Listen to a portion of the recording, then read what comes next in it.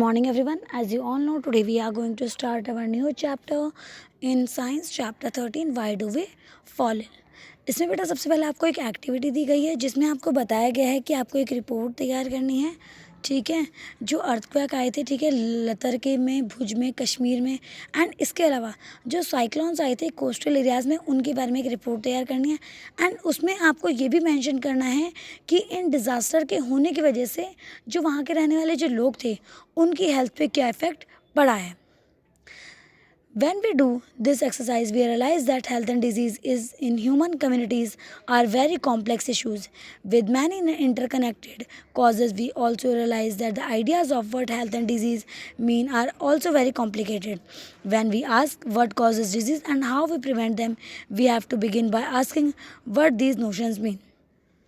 बेटा जब आप ये एक्टिविटी करेंगे तो उसके बाद आप मतलब ये रियलाइज़ करेंगे कि हमारी जो हेल्थ और डिज़ीज़ है, जो ह्यूमन कम्युनिटी में हेल्थ और जो डिज़ीज़ हैं, ये कितने कॉम्प्लेक्स इश्यूज़ हैं, ठीक है। एंड इसके साथ साथ आप ये भी देख पाएंगे कि हेल्थ और डिज़ीज़ का मतलब होता क्या है। We have seen the cells are the basic units of organism. Cell are made up of variety of chemical substances such as proteins, carbohydrates, fats and lipids, and so on. Cell is a dynamic place, something or the other is always happening inside them. Complex reactions and repair goes on inside cells. New cells are being made. In our organs or tissues, there are various specialized activities going on. The heart is beating, the lungs are breathing, the kidney is filtering urine and the brain is thinking. अब बेटा हमने जैसे पहले भी discuss किया है, sales के बारे में पढ़ा है, तो हमने देखा है कि हमारी बॉडी में अलग अलग टाइप के सेल्स होते हैं और हर फंक्शन को करने के लिए जो सेल्स होते हैं बहुत अलग अलग होते हैं। जैसे थिंकिंग के लिए जो हमारे हार्ट के सेल्स है वो अलग होंगे, लंग्स के सेल्स अलग होंगे, क्योंकि अकॉर्डिंग टू देयर फंक्शंस वो क्या होंगे, अलग होंगे। All these activities are interconnected.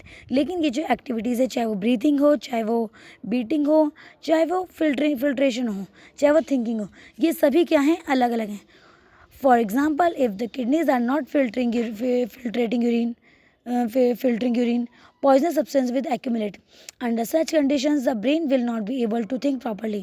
आपने देखा होगा कि जब हमारी किडनीज जो है, जो सही से जब वो क्या नहीं करती, यूरिन को फिल्टर नहीं करती है, तो हमारी बॉडी में क्या होता है, पॉइजनस सब्सटेंस बन जाता है, जिसका कहीं ना कहीं कुछ ना कुछ इफेक्ट हमारी थिंकिंग लेवल पे भी पड़ता है, यानी कि हमारी ब्रेन में पड़ता है।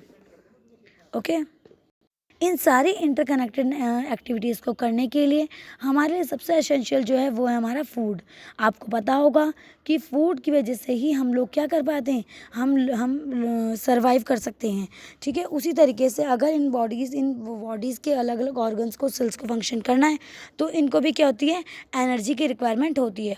और ये एनर्जी की रिक्वायरमेंट जो होती है वो उनकी किससे फुलफ़िल होती है, हम जब फूड खाते हैं तो उससे फुलफ़िल होती हैं।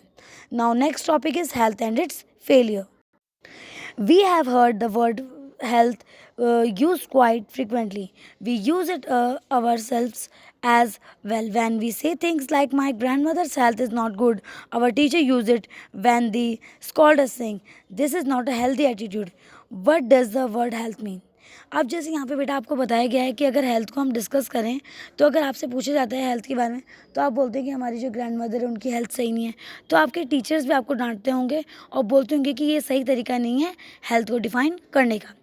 If you think about it, we realize that it always implies the idea of being well. और हेल्थ का मतलब है बींग वेल, एक ऐसी कंडीशन जब हम किसी भी काम हम हर तरीके से क्या हैं, हम हर तरीके से सही है, हम पे कोई इलनेस नहीं है, हम सिक नहीं है, तो वो जो कंडीशन होती है जब हम फ्री होते हैं इलनेस से, इंजरी से, वो जो टर्म है वो कहलाता है हमारा health. Okay now next is personal and community issues both matter for health. अब बात आती है पर्सनल और कम्युनिटी इश्यूज़ की जो हमारी हेल्थ के लिए क्या है, इम्पॉर्टेंट है। If health means a state of physical, mental and social well-being, it cannot be something that each one of can achieve entirely on our own. The health of all organisms will depend on the surroundings and the environment.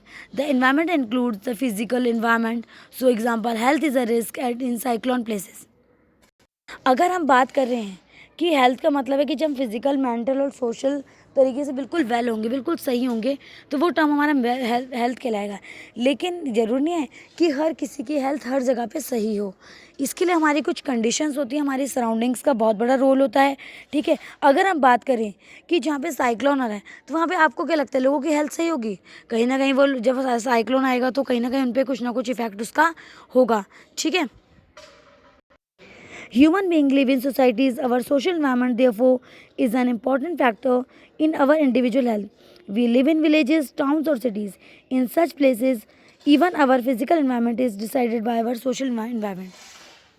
और बेटा अगर हम environment की बात करें तो हमारा जो ह्यूमन बींग्स जो है वो सोसाइटीज़ में रहते हैं, चाहे वो गांव में रहें, चाहे वो शहर में रहें, चाहे वो कहीं भी रहें, उनके लिए सबसे इम्पॉर्टेंट जो है वो होता है social environment. Consider what would happen if no agency is ensuring that garbage is collected and disposed.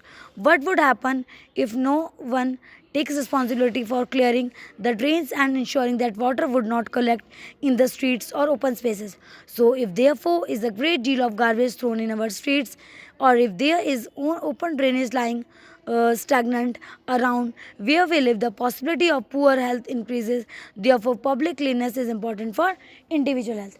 अब जैसे बात बेटा हो रही है कि हमें हमारे लिए क्या है, हमारी जो सराउंडिंग्स है वो काफ़ी इंपॉर्टेंट रोल प्ले करती है, चाहे हम विलेजेस में रह रहे हैं, सिटीज़ में रह रहे हैं, हम कहीं भी रहे तो कहीं ना कहीं हमारा जो आसपास का जो इन्वायरमेंट है वो बहुत बड़ा इम्पैक्ट डालता है. अगर हम बात करें कि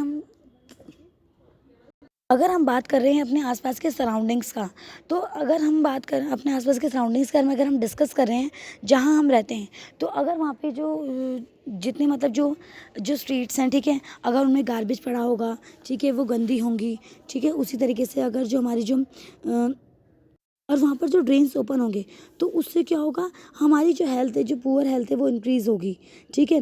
कहीं ना कहीं जो ये जो मतलब जो कंडीशंस हमारे आसपास जो जो डर्टी होती जा रही हैं, उसका कहीं ना कहीं कुछ ना कुछ इम्पैक्ट हमारी हेल्थ पे पड़ेगा.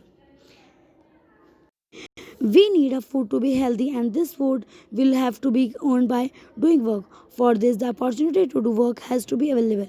We need to be happy in order to be truly healthy, and if we mistreat each other and are afraid of each other, we cannot be happy or healthy. अब दूसरी चीज़ आती है कि अगर हम कहीं रह रहे हैं तो हमें हमारे आसपास अगर सराउंडिंग्स भी सही हैं, लेकिन अगर हमारा जो फूड है वो हेल्दी नहीं है, वो सही नहीं है, तो हम क्या करेंगे, उसका इम्पैक्ट भी कहीं ना कहीं हमारी हेल्थ पे पड़ेगा, ठीक है.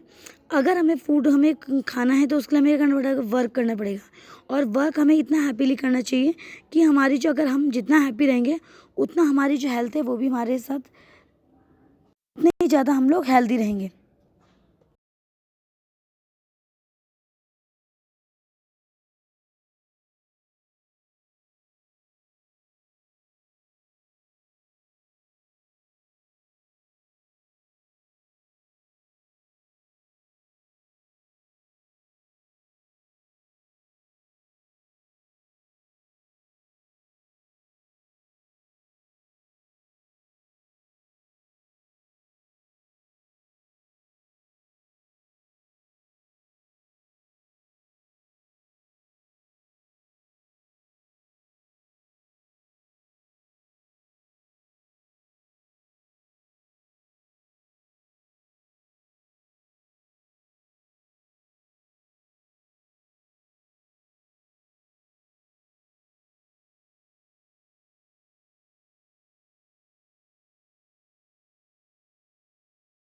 किसी भी सराउंडिंग में रह रहे हैं तो हमारे पास जो हमारे हम जिस एनवायरनमेंट में रह रहे हैं वो कैसा होना चाहिए, क्लीन होना चाहिए, हैप्पी होना चाहिए, ठीक है. मतलब कोई भी मतलब सोशल इश्यूज़ नहीं होने चाहिए. उसके अलावा मतलब एक इक्वालिटी होनी चाहिए, हार्मनी होनी चाहिए, जिसके वजह से हम इजीली क्या कर सकते हैं, हमारी जो हेल्थ है उसे अच्छे से मेंटेन करके रख सकते हैं. Now next topic is disease and its causes. What does disease look like? Let us think a little more about diseases. In the first place, how do we know that there is a disease? In other words, how do we know that there is something wrong with the body? There are many tissues in the body as we have seen in chapter 6. These tissues make up physiological system or organ system that carry out body functions. Each of the organ system has a specific organ and its parts, and it has particular function. So the digestive system has the stomach and intestine, and it helps to digest food taken in from outside the body. The The musculoskeletal system, which is made up of bones and the muscles, hold the body parts together and helps the body move. When there is a disease, either the functioning of one or more system of the body will change for the worse.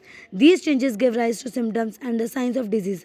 अब बेटा जैसे आपको पता है कि हमारी body में अलग अलग काम को करने के लिए अलग अलग फंक्शन, अलग अलग ऑर्गन्स है, अलग अलग सिस्टम्स है.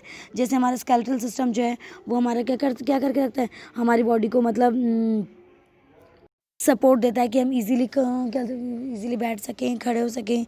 ठीक है, हमारा एक सपोर्ट देता है. ठीक है, और हमारी बॉडी मूव कर सके.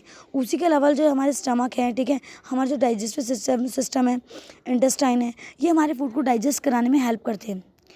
When there is a disease, अगर जब भी कोई डिजीज़ होती है तो इनमें से जो फंक्शनिंग होती है जो किसी भी बॉडी के अलग अलग पार्ट्स की, ये क्या हो जाती है, ख़राब होती जाती है. जिसकी वजह से वो कुछ साइंस और सिम्टम्स देती हैं, जैसे कि हेडेक हो सकता है, लूज मोशंस हो सकते हैं. इसके अलावा काफ़ी अलग अलग सिम्टम्स हो सकते हैं जिसके वजह से हम ईजिली डिस्टिंग्विश कर सकते हैं, ईजिली बता सकते हैं, आइडेंटिफाई कर सकते हैं कि हम किसी डिजीज़ से सफ़र कर रहे हैं.